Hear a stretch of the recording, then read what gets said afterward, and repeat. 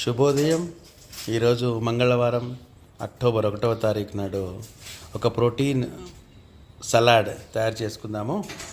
దీంట్లో మన ఇంగ్రీడియంట్స్కి వస్తే capsicum, red bell pepper, yellow bell pepper, cabbage, carrots, onions, ఇంకా దీంట్లో ఉడకబెట్టిన శనగలు, ఉడకబెట్టిన పెసలు ఇవన్నీ కలుపుకొని దీంట్లో ఈ పెప్పర్ పౌడరు, ఈ ఒరిగామి ఫ్లేక్స్ కలిపిన తర్వాత కొద్దిగా నిమ్మకాయని పిండుకొని తింటే అది మనకు ఎంతో మనకు అన్నీ కలిపిన తర్వాత వచ్చిన ఫైనల్ ప్రోడక్ట్ అండి.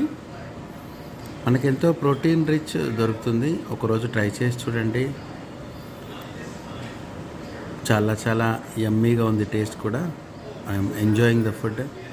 మనకు కార్బోహైడ్రేట్ లేకుండా ప్రోటీన్ కావాలనుకున్నప్పుడు ఇలాంటి ప్రయోగాలు చేయొచ్చు. నమస్తే అందరికీ.